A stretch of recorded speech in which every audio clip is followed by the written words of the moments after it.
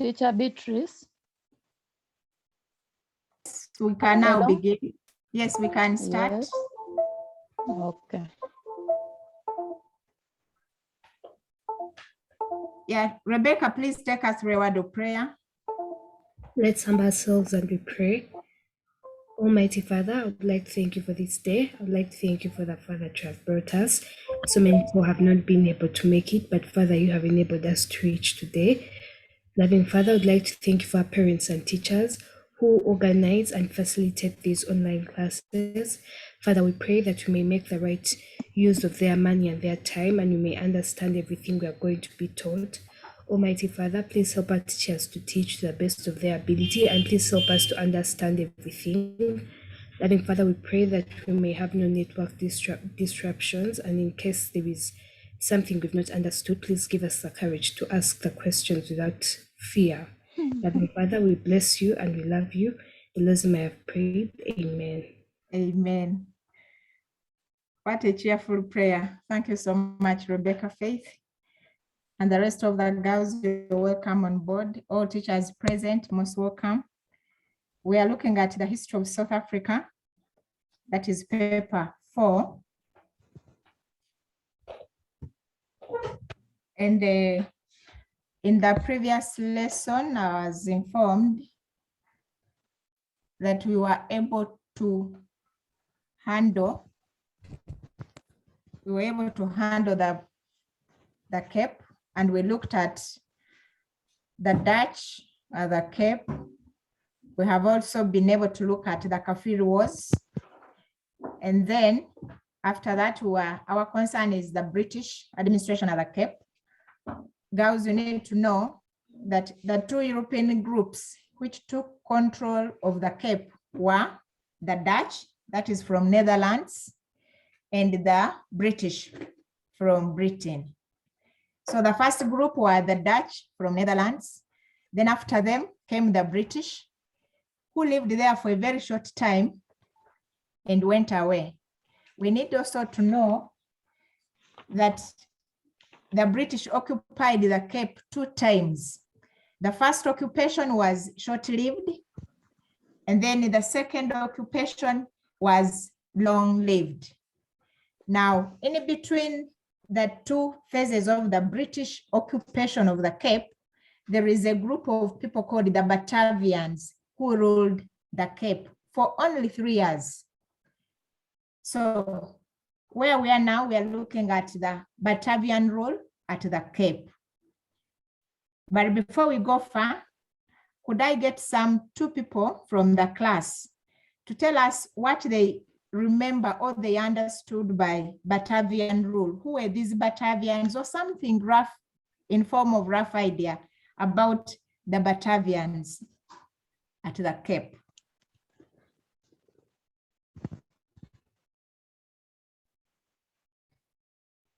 Any volunteer? Pardon? Would like to know from the class, because in the previous lesson, you looked at the Batavians at the Cape. I think we did that, but we just want to put ourselves on the same footing to know how far you've understood the word Batavian. Who are these Batavians?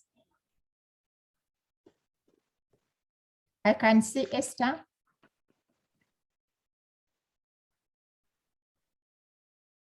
Teacher Grace, could you? There is Amelia Nanduga.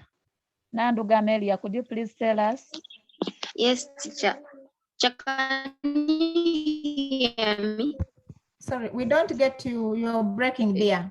Your voice is breaking. Try to better your network.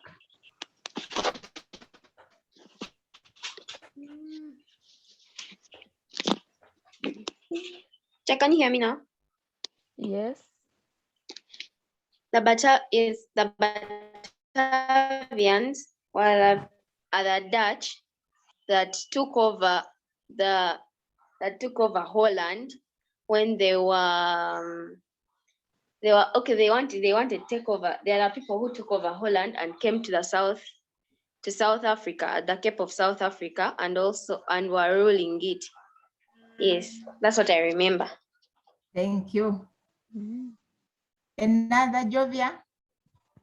So the Batavians are the Dutch who took over Holland in 1802, and after the Amiens peace treaty was signed, the Cape was returned to Holland and therefore was returned to the Batavians. And then the Batavians went to the Cape to like rule it. Then we also had two major posts, I think, the Commissioner General and then Okay. so the Governor General and the Commissioner, and the Governor General was Johnson, yes, and the other one was Dennis Abraham. Thank you. Teacher Beatrice, Yes, please. we still have more ideas from people like Carol Daniela, but it's good that our girls have at least a rough idea, some information about the Batavians. Let us hear from Carol Daniela. What I remember was the Batavians were a Germanic tribe in Holland that at the end of the peace treaty, the Cape was transferred to them and their rule at the Cape was short-lived. It was for 3 years between 1803 to 1806.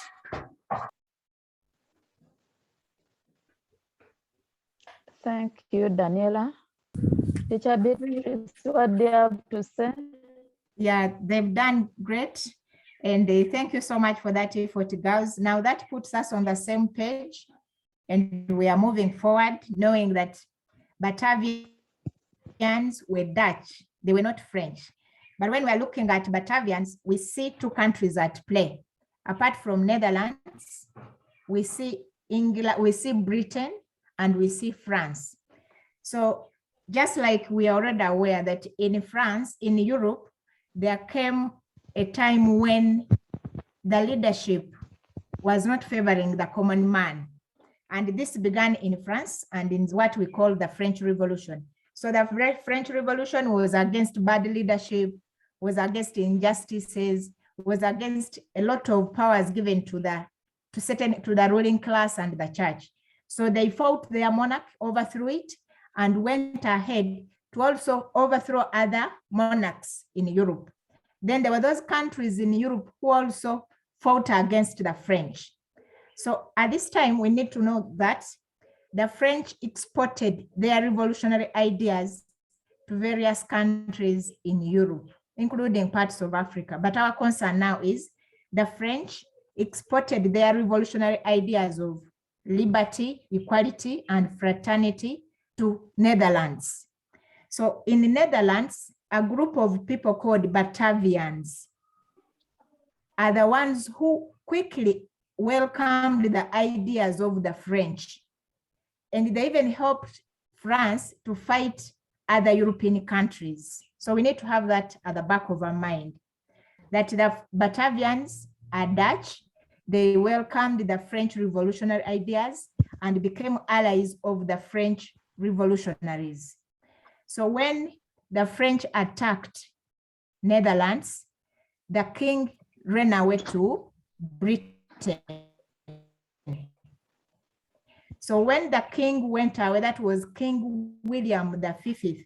When he went to Britain, they handed administration of Netherlands to their allies or friends who are called the Batavians.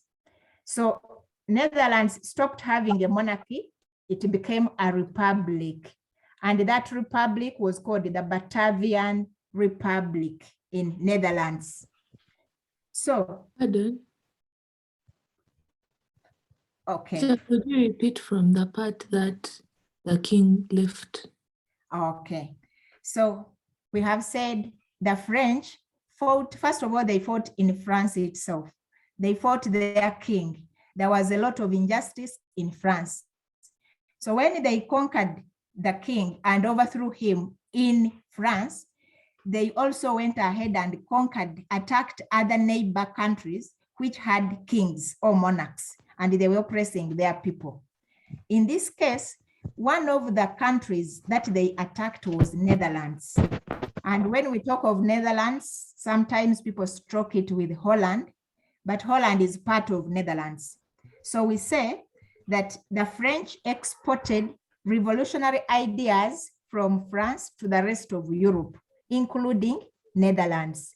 So when the French went to attack Netherlands, the king knew he would not stand the French. So he ran away from Netherlands and went to a country which was the friend of Netherlands, and that country is Britain. The king of Netherlands at that time was called King William V. So he fled from Holland to Britain. So when he left power vacuum, the British marched into Netherlands and took control. But the French didn't rule Netherlands on their own. They brought their allies, who are the Dutch, but had supported them, who are called the Batavians. So the Batavians having supported the French to conquer other European countries, having accepted their ideas of liberty, equality, fraternity, they were given a chance to rule Netherlands. So when they ruled the Netherlands, it no longer remained a monarch because the king had been dethroned or overthrown. It became a republic. And that republic was called the Batavian Republic. Excuse me, teacher. Yes. Teacher, you said that when the king left for Britain, that he sent the British to Netherlands. Did you mean Netherlands or you meant the Cape? I said that the king sent the British to Netherlands. Okay, I think we shall correct that. Let's first take this line that the French attacked Netherlands. When they attacked Netherlands, the king ran away to Britain. And what happened in leadership of Netherlands? The Batavians were given authority to become the leaders of Netherlands. And they established what we call the Batavian Republic. We put a full stop in terms of the relationship between Batavians and the French. Then when you talk of the king in Britain, the king on reaching Britain, this is now another line. When the king reached Britain, he feared that the Cape, that the Dutch possessions at the Cape would be taken over by his enemy, who were the French. So he requested the British to go to the Cape, take over the Dutch possessions at the Cape, instead of those possessions falling in the hands of the enemies of the Dutch, who were the French. Are you there, Lauren? Question. Pardon? I have a question. Go ahead. So first the Cape belonged to the Dutch, then it belonged to the British, then the Batavians, then the British again. Yes. Thank you. Welcome. Paula, what do you say? You have a question? Yes, please, I had a question. Please, may you repeat that point? I never really understood it. Which one? About the Batavians. Okay, Letitia, what do you say? Let me see if the question is the same. Teacher, I just wanted to know which people welcomed the French Revolution. In the Netherlands, eh? Yes. Okay, now follow this again. I'm doing it for the last girls. Please, let's take note. That the French overthrew monarchs in Europe, several of them. And when they came to Netherlands, the monarch was called the House of Orange, and it was headed by a king called William. But while the king was ruling Netherlands, some people were not comfortable. They didn't like the leadership of King William V. And a group of those who badly hated the leadership of King William V were called Batavians. And Batavians comes from a word Batavi. There is a small area around a big river called Rhine River. The place is called Batavi. So the people who lived around Batavi were the ones called the Batavians. And it is those Batavians who hated the leadership of King William V. So while the French were exporting the ideas of the revolution, that is liberty, equality, and fraternity, the Batavians welcomed those ideas. They even supported the French to fight other European monarchs. I think I've answered that as we continue now. Yeah, I'll leave. Esther, you have a question again? Teacher, if the Cape was first belonged to the Dutch, then the British, how did it become the Batavians? It's where we are getting to now. We first had to address the issue in Europe, in Netherlands, then I'm now coming to that level. Okay. So we move on that the king flew or fled from his country in Netherlands to England, to Britain, and requested the British to take over the possessions of the Dutch at the Cape for fear that his enemies, who were the French, would control those possessions. And the British quickly came in and controlled the Cape. That is the short time which we call the first occupation of the British at the Cape. I hope we are there. So time came when there was peace settlement in Europe. They settled for peace at a place called Amiens, and it is commonly called the Peace Treaty of Amiens. So when the peace treaty was in place, it required that the French withdraw their influence in the Netherlands, and also the British withdraw their influence from the Cape. Please get that clear. So they had to do that. The French stopped influencing events in the Netherlands. They left Netherlands for the Batavians to rule. Then the British also withdrew from the Cape and handed over the Cape to the Batavian Republic in the Netherlands. So the Batavians who came to the Cape were representatives of the Batavian Republic in the Netherlands. I hope we get that, girls. And that's what we've been looking at, the Batavian rule at the Cape. And like somebody told us, it was only for 3 years. The British took off, they withdrew their influence in the Cape because of the peace treaty of Amiens of 1802. And then also France did not continue controlling or influencing Netherlands. They handed the Netherlands to the Batavian leadership. And then the Batavians sent their representatives to the Cape to rule the Cape on behalf of their leadership called the Batavian Republic. And that's where we are now. So at the Cape, we see the Batavian leadership, but they were only representing the main republic of the Batavians who were ruling Netherlands back in Europe. So it's from there that we see that when the Dutch this time came in form of the Batavians, they ruled and they did quite a lot.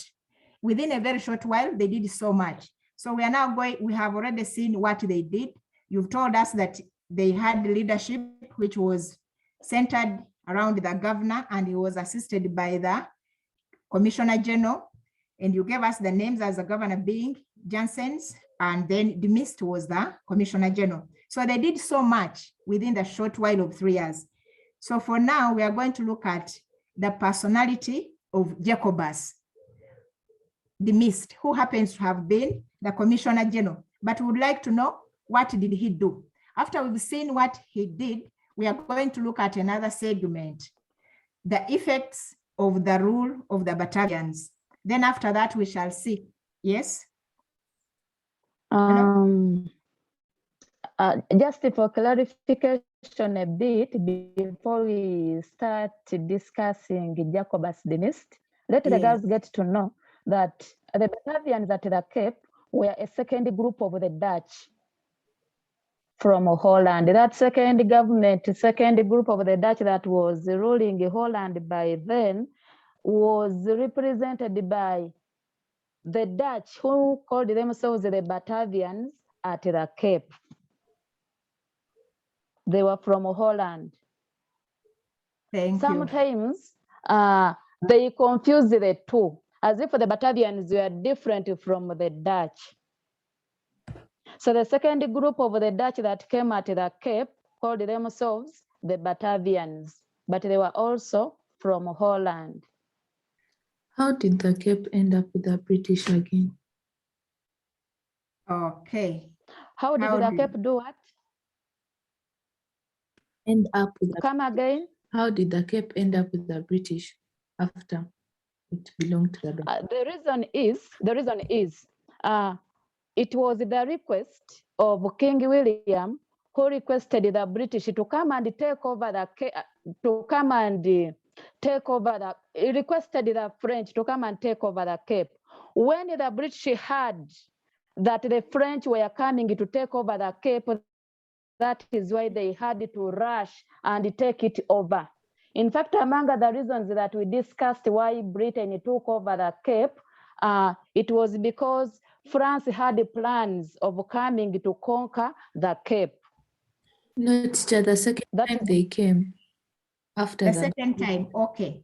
We shall get to that. But one thing is that the first time they were requested by the king, and he came, King William. The British came and occupied. Then when the European countries settled for peace, they agreed that the British should hand over the Cape to the Dutch.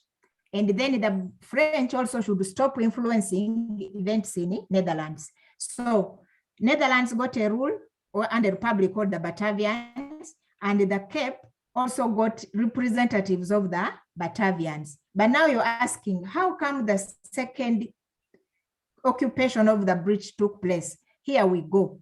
Is that while the British and the French were still not good, were not still friends, they were still enemies. Then later they broke the agreement they had signed.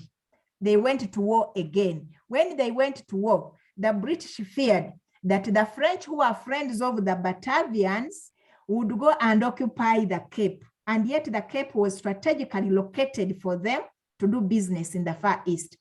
So the British quickly rushed and took over the Cape.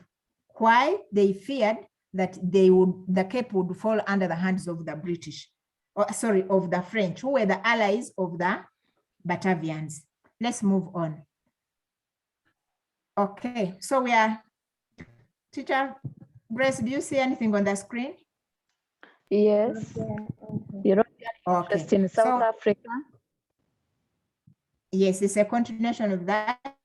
And now we are looking at, we have seen so many things that the Batavian Republic did.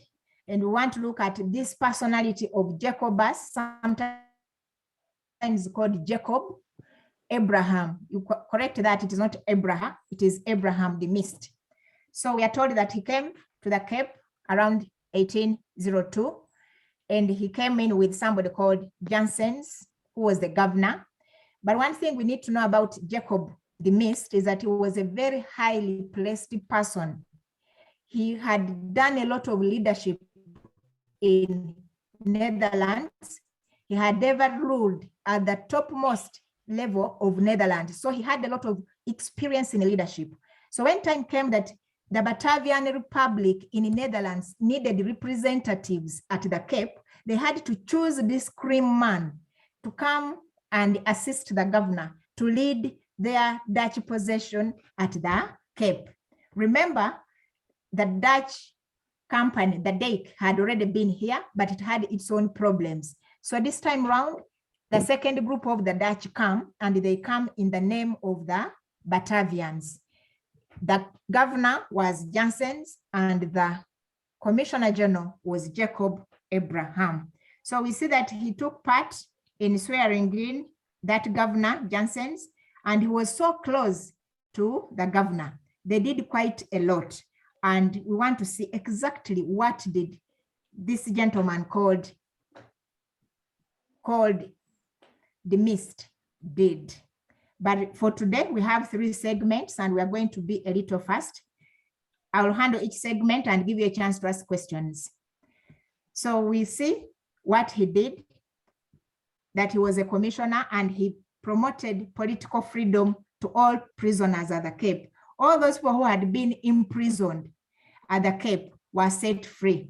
And this was the courtesy of a commissioner whose name was the Mist. He also redistributed the boundaries of different districts. Remember, we have several districts. One of them is Swellendam. Another one was Stellenbosch, then Graf Reinet. We also have the Cape itself. So he made sure that the boundaries of these districts were redistributed. And why did he do this? So that there was economic growth and development, to know exactly which district was flourishing well in which area.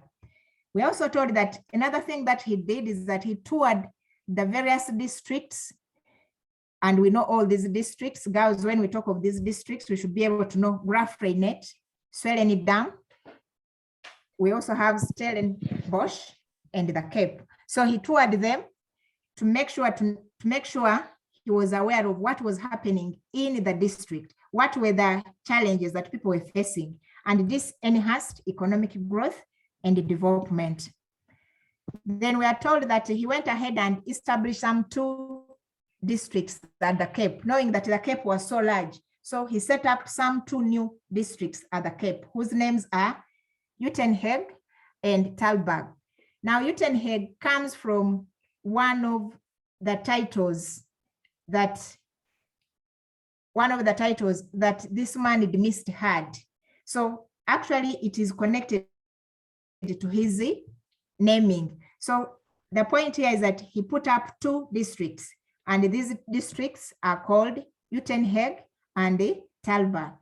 Like we know in Uganda. Hello? Put for him, we'll give him. No, we're not turning on that TV. Because all you have is used to use that utilize the remaining power for room. Teacher Press, can we mute some? And they have to move. If he I really don't know what to do. as well.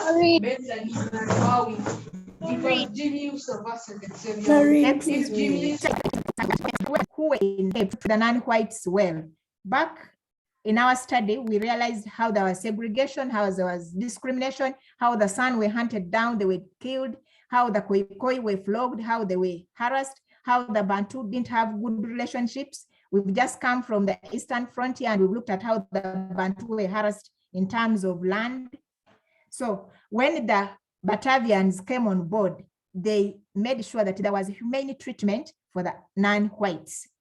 And then another point is that he put up a decree or a law or a proclamation or an ordinance. We can call it an ordinance or a law or a proclamation in July of 1804. We want to know what was this proclamation about. This proclamation meant that all religious societies that worshipped a supreme being were to enjoy equal opportunities under the law. So this July decree meant that all the religious societies who were worshiping one supreme being were to have equal opportunities below or under the law. What did this mean? Is that the Dutch Reformed Church had taken over control of everything. But when the Batavians came on board, they changed all that and made sure that all the religious groups were listened to and they had freedom of expression at the Cape. That is what has to do with the July Decree. He also cancelled the Dutch Reformed Church's monopoly to perform marriages. These are 2 points in one, but I want to explain the one of performing marriages. So the Dutch Reformed Church had monopolized the marriage ceremonies, they were performed mainly at the headquarters, that is at the Cape, and all the Dutch who were in the districts of, say, Rijn, Graaf Reinet, Swellendam, they would all travel to the Cape to get marriage certificates or marriage licenses. So this was stopped. And what happened is that the landrosts are the ones who now presided over the marriages in the different districts. It eased the movement and the delays that were accompanied with acquiring marriage licenses.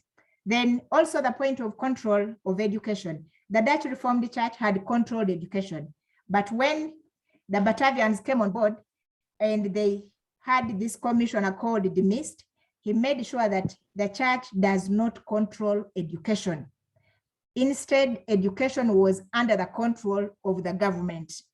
No longer the church was having any influence in controlling education. He's also remembered for opening up government schools, especially at the Cape. We are told in this point that some districts did not accept this. Those districts which especially embraced what we call Calvinistic system of belief.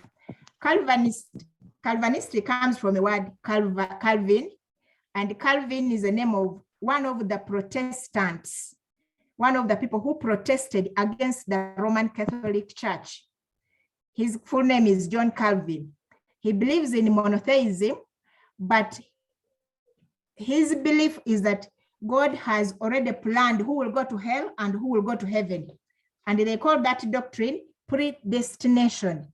So those who believed in Calvinists, in Calvin's way of belief, did not accept the government of the Batavians controlling the schools. For them, they wanted to be the ones to control their schools so that they teach the learners that they are predetermined to go to heaven, and the other people who are sinful are predetermined to go to hell. In fact, when we look at this point, we see that the Calvinists were partly in connection with the Dutch Reformed Church. So this didn't work well. The idea of government schools being managed by the Batavians didn't work well for the people who believed in Calvin. Okay, he also promoted the agricultural project. There was a very big project in agriculture, which had to do with the importation of merino wool sheep. He imported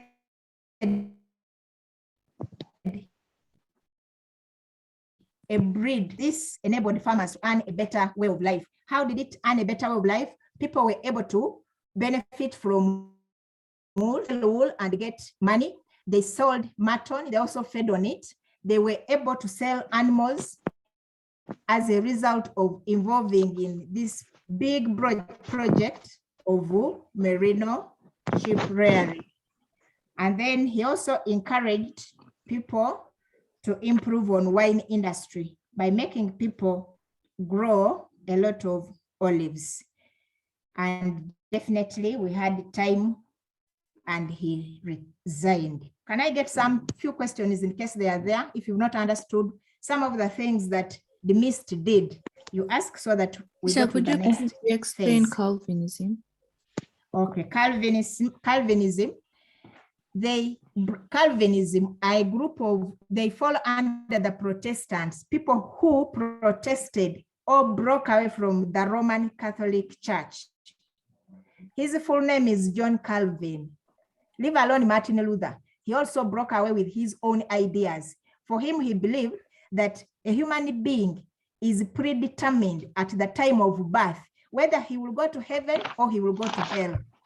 So according to him, whether you did good on the earth or not, if God has planted you on the earth and he has designed that you are going to hell, however good you do, you will go to hell. However much you do bad, you will still go to heaven if God has designed that you go to heaven. So Calvinism is associated with a doctrine called predestination. Pre has to do with before, then destination. That your destination was earlier arranged by God. No matter what you do on the earth, you'll end up either in hell or in heaven. That is what we know about Calvinism. Any other question about the mist before we move on? So just inquiring if Johnson was the overall leader, why aren't his acts also mentioned? Why is it that the mist did more than Johnson? Okay, just like we began by saying that this person called the mist was a highly placed person. He had done a lot of leadership activities in Netherlands. Now, when it came to the Cape, the head was the governor, and that was Jansen's. Then we had a commissioner. So in this case, because the commissioner was right at the executive level and the implementation levels, it's where they now pick on him what he did. Let's take a case of Uganda. We have a head of state, and that is the president. Now, when it comes to education, take it that there is very good that has been done in education section. They will not put this on the president as head of state, but they will the minister of education. So in this case, a lot of accolades will be decorated on the Minister of Education for having done a lot in the Department of Education. So this Commissioner General did so much in terms of administration, and that's why he's given a lot of credit. Can we go on? Okay.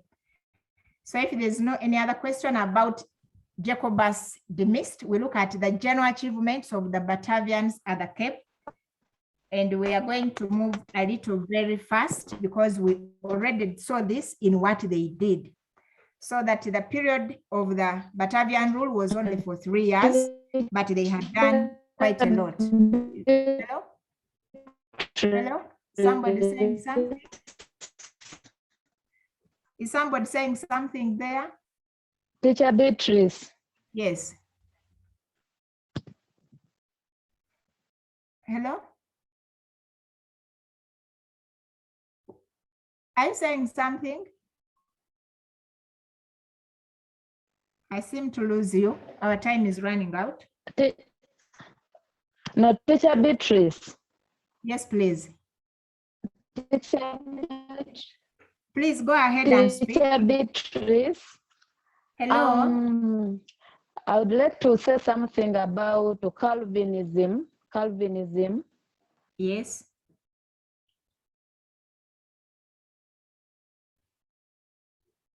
We can't hear you. I went off. Okay, let's move on. So we see several achievements of the Batavians, and we are told that they promoted liberalism. Liberalism has to do with open-minded people, being open-minded, accepting other people's views, not only your own. But conservatism has to do with it being reserved to the old or traditional values without accepting change.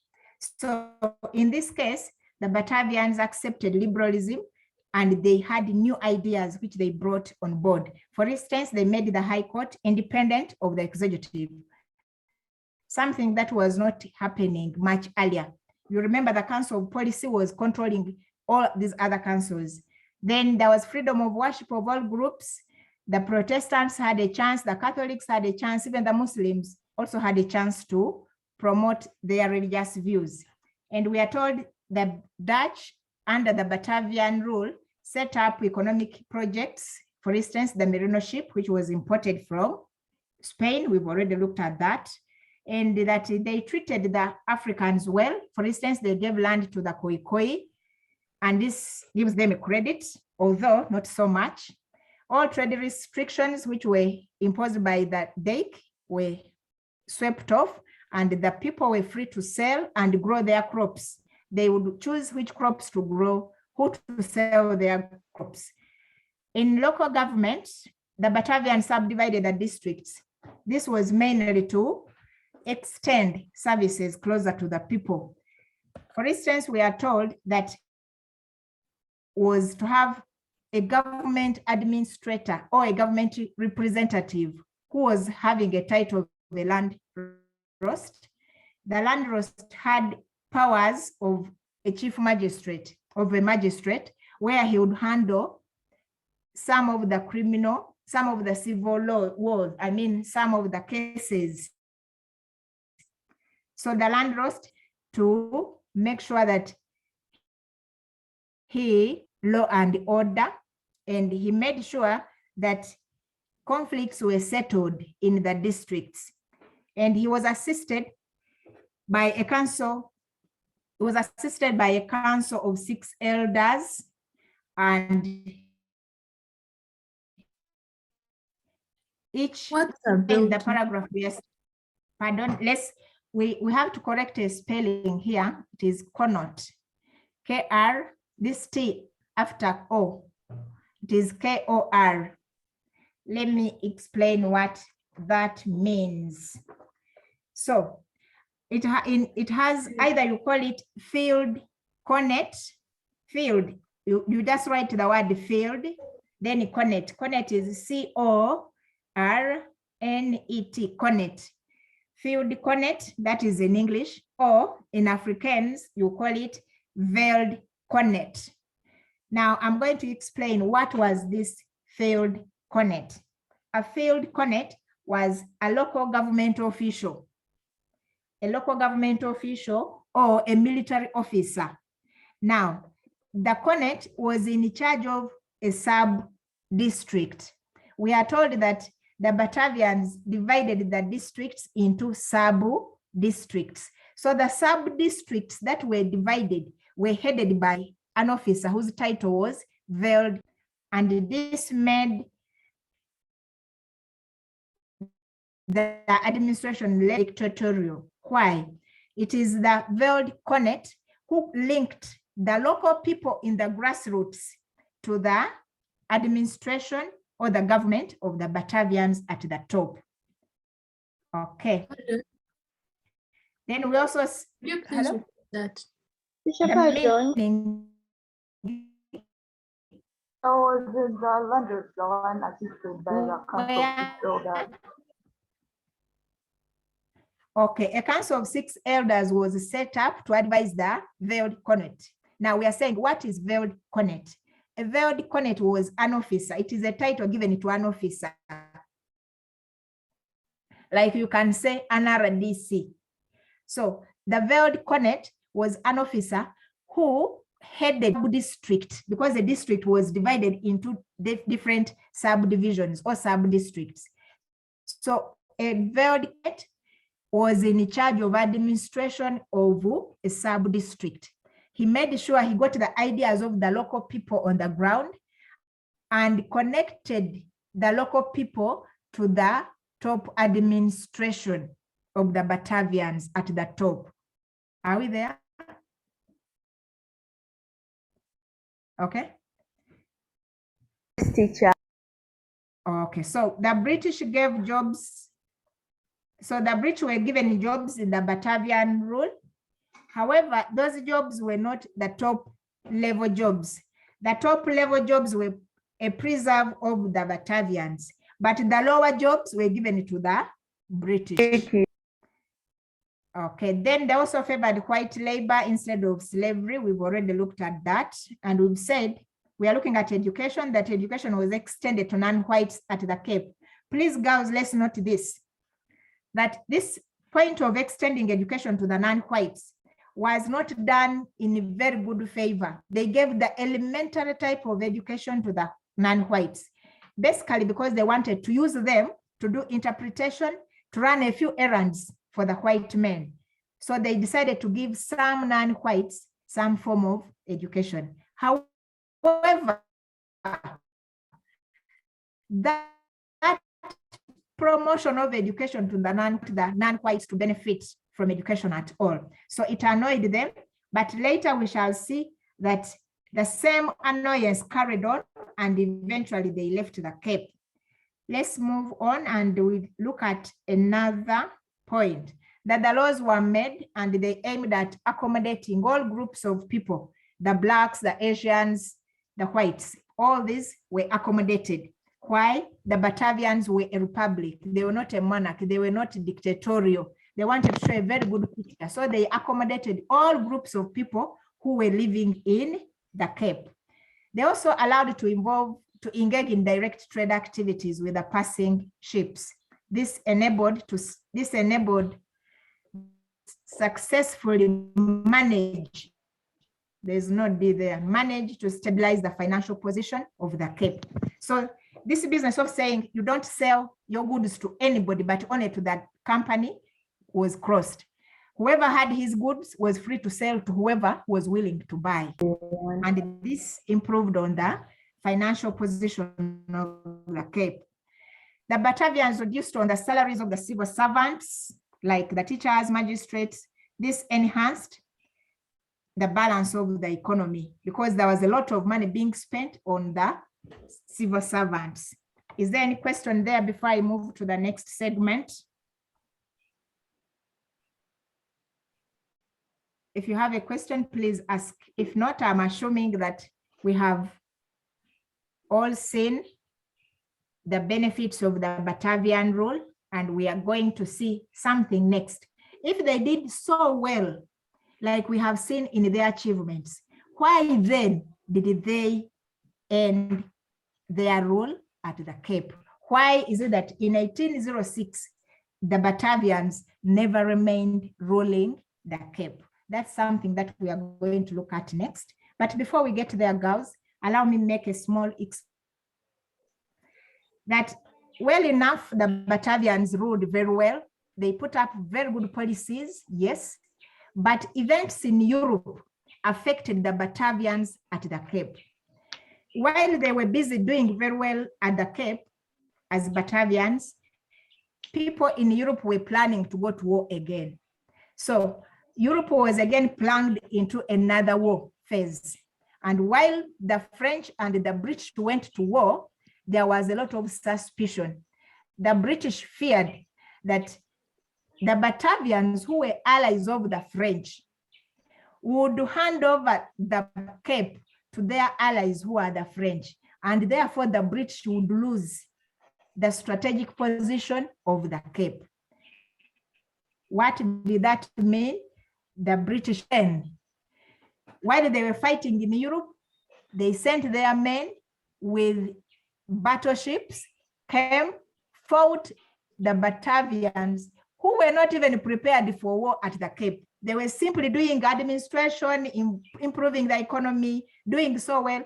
They know that they would have the hands of the British on them in terms of overthrow. So the British come by force, stage a war, fight the Batavians at the Cape, and they win them because they were not even prepared for war. Besides, they were a small community. They were just trying to put their feet on the ground. So the British came and took over. And this is what we now see. Why did the Batavians collapse as a form of leadership is what we are looking at. Our time is fast spent, but let's run through, hopefully. Is that, sorry. Let me clear this. Yes, reasons for the collapse of the Batavians at the Cape. The Batavians lasted for only 3 years, like we've said, and these are the factors. There was abrogation or breaking of the Amiens Peace Treaty. The French had gone into a treaty in 1802 in Europe with the British and many other countries. But then time came, they broke that peace settlement. They didn't respect it. They went to war. And when they went to war, the British feared, like I've said, feared that the French would take over the Cape. So they ran, sent their representatives, came to the Cape, and took over the Cape from the Batavians. And we are told that another reason why the Batavians collapsed is that the British had so many battleships, and we are told 63 of them were sent, and they overwhelmed the Batavians. They had nothing they could do, but they put up a small fight, but eventually the British won them and they took over leadership. That is now the second occupation of the British the second British occupation of the Cape in 1806. NAPS they were financially down because they spent most of the time doing economic restructuring. They didn't have all the money to sustain their stay. And in the next point, we said they put all the resources in economic growth and they did not improve on the army. So when the British came, they found good ground to land and definitely got defeated. The poor relations between the Africans and the Boers left the Batavians without support. Much earlier, we know that at the Cape, the Boers had mistreated Africans. So when the second group of the Dutch came on board, definitely the Africans could not even stand with the Batavians because they saw no good in supporting the white, who besides was the brother of the oppressive Boers. And then we see this point, I explained it in my introduction, that the Batavians welcomed the French in Holland. So this alone disturbed the interests of the British, and they did not want to see the same Batavians who welcomed the French in the Netherlands see them stay at the Cape for fear that they would hand over the Cape to the French. Then another point here we see is that the Batavians had openly supported the French invasion of other European countries, which isolated them from other countries that could have assisted them. I think I said this in the introduction, that when the French were attacking other European countries, the Batavians gave them support. And that one was bad business for them. They therefore didn't get any other European country to support them at the Cape when the British attacked them. So that marked the end of the Batavian rule at the Cape. The other points which we have to look at is that they have to do with the British, why the British were so determined. The British were mainly determined to take over the Cape because of its strategic location, because they wanted to protect the sea route to India, and they didn't want the sea pirates to get aboard around the Cape. Also, the soils at the Cape attracted the French because they had already been there and they saw how good the soils were for farming. So they stayed in ocean trade, which we also looked at in East African history. So they didn't want to give a chance to another country, especially France, to take over. So to take over the Cape. So they took over the rule of the Batavians. They also wanted to expand their empire by coming to the Cape. They also wanted to establish a naval base, a base on water, to strengthen their empire in the Far East. When we talk of the Far East, we look at countries like Indonesia, like the islands across Malaysia over there, and others. So they wanted to benefit from the spice trade from the Far East. They also wanted to get raw materials. You remember that the people at the Cape were growing coffee and others and tobacco. So they wanted to get these for their industries. They also want to get cheap labor industries. It was also prestigious to have many colonies besides. Then there was desire to get where to put their surplus products, which they had made in Europe. They wanted South Africa, especially the Cape, to be a market for their goods. Then we have this point of the Vienna Settlement. I should explain briefly this, that when the British went to war when they went to war in Europe, they fought against the French, and the French were led by a person called Napoleon.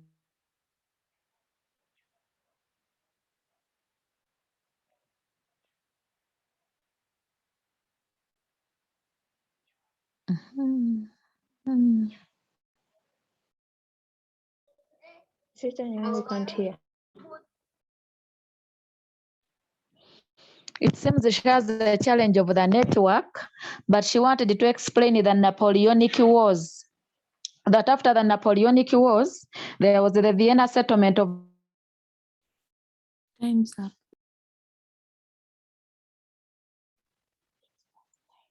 1815, where Britain was helping other to in Europe. And Of course, that led to the collapse of the Batavian government at the Cape because Britain had taken over the Cape.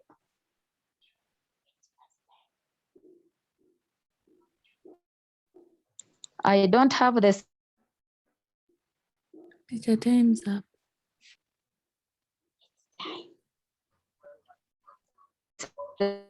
Yes, So it's time for our break. please put the recording on Google Classroom. Yeah, it's past time. Teacher, you're breaking. Okay, teacher Grace, we can't hear you. We can't hear you, but also the time is fast spent. I think we can stop here for today. Yeah. Bye. Bye. Thank you for the lesson.